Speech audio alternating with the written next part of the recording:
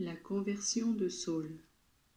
Cependant, Saul ne cessait de menacer de mort les disciples du Seigneur. Il alla trouver le grand prêtre et lui demanda des lettres d'introduction pour les synagogues de Damas, afin que s'il y trouvait des personnes, hommes ou femmes, qui suivaient le chemin du Seigneur, il puisse les arrêter et les amener à Jérusalem. Il était en route pour Damas et approchait de cette ville, quand tout à coup une lumière qui venait du ciel brilla autour de lui.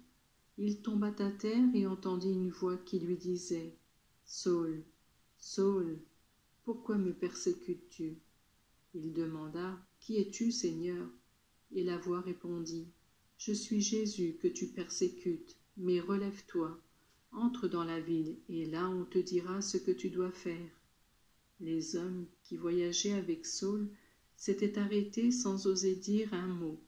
Ils entendaient la voix, mais ne voyaient personne. Saul se releva de terre et ouvrit les yeux, mais il ne pouvait rien voir. On le prit par la main pour le conduire à Damas. Pendant 3 jours, il fut incapable de voir, et il ne mangea et ne but rien. Il y avait à Damas un disciple appelé Ananias. Le Seigneur lui apparut dans une vision et lui dit « Ananias » Il répondit « Me voici, Seigneur ». Le Seigneur lui dit « Pars tout de suite pour aller dans la rue droite, et dans la maison de Judas demande un homme de Tarse appelé Saul. » Il prie en ce moment, et dans une vision il a vu un homme appelé Ananias qui entrait et posait les mains sur lui afin qu'il puisse voir de nouveau.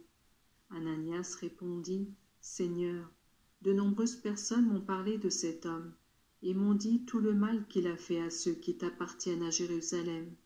Et il est venu ici avec le pouvoir que lui ont accordé les chefs des prêtres, d'arrêter tous ceux qui font appel à ton nom. Mais le Seigneur lui dit, « Va, car j'ai choisi cet homme, et je l'utiliserai pour faire connaître mon nom aux autres nations, à leurs rois et au peuple d'Israël. Je lui montrerai moi-même tout ce qu'il devra souffrir pour moi. » Alors Ananias partit. Il arriva dans la maison, posa les mains sur Saul et lui dit « Saul, mon frère, le Seigneur Jésus, qui t'est apparu sur le chemin par lequel tu venais, m'a envoyé pour que tu puisses voir de nouveau et que tu sois rempli du Saint-Esprit. » Aussitôt quelque chose de semblable à des écailles tomba des yeux de Saul, et il put voir de nouveau. Il se leva et fut baptisé, puis il mangea et les forces lui revinrent. Saul prêche à Damas. Saul resta quelques jours avec les disciples qui étaient à Damas. Il se mit immédiatement à prêcher dans les synagogues en proclamant que Jésus est le Fils de Dieu.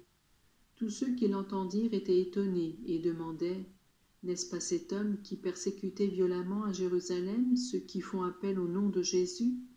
Et n'est-il pas venu ici exprès pour les arrêter et les amener au chef des prêtres ?» Mais Saul prêchait avec toujours plus de puissance.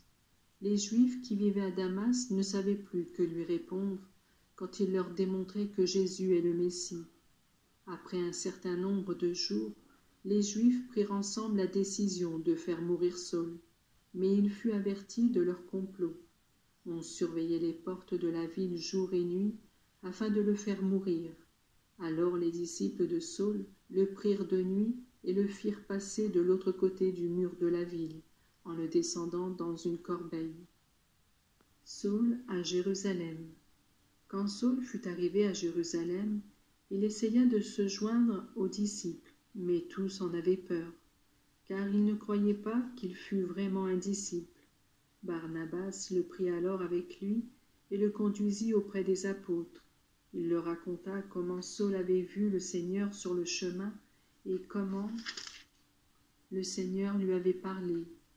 Il leur dit aussi avec quelle assurance Saul avait prêché au nom de Jésus à Damas. À partir de ce moment, Saul se tint avec eux. Il allait et venait dans Jérusalem et prêchait avec assurance au nom du Seigneur. Il s'adressait aussi aux Juifs par langue grecque et discutait avec eux, mais ceux-ci cherchaient à le faire mourir. Quand les frères l'apprirent, ils conduisirent Saul à Césarée et le firent partir pour Tarse. L'Église était alors en paix dans toute la Judée, la Galilée et la Samarie. Elles se fortifiaient et vivaient dans l'obéissance au Seigneur. Elles s'accroissaient avec l'aide du Saint-Esprit. La guérison d'Énée. Pierre, qui parcourait tout le pays, se rendit un jour chez les croyants qui vivaient à Lydda. Il y trouva un homme appelé Énée, qui était couché sur un lit depuis 8 ans, parce qu'il était paralysé. Pierre lui dit, « Énée, Jésus-Christ te guérit, lève-toi et fais ton lit. » Aussitôt Énée se leva. Tous les habitants de Lydda et de la plaine de Saron le virent et se convertirent au Seigneur. Dorcas est ramenée à la vie.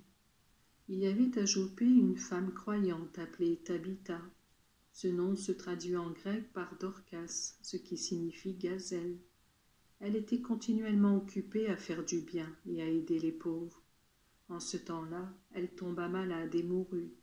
Après avoir lavé son corps, on le déposa dans une chambre en haut de la maison. Les disciples de Jopé avaient appris que Pierre se trouvait à Lydda, qui est proche de Jopé. Ils lui envoyèrent 2 hommes avec ce message. « Nous t'en prions, viens chez nous sans tarder. » Pierre partit tout de suite avec eux. Lorsqu'il fut arrivé, on le conduisit dans la chambre située en haut de la maison. Toutes les veuves s'approchèrent de lui en pleurant. Elles lui montrèrent les chemises et les manteaux que Dorcas avait faits quand elle était encore vivante.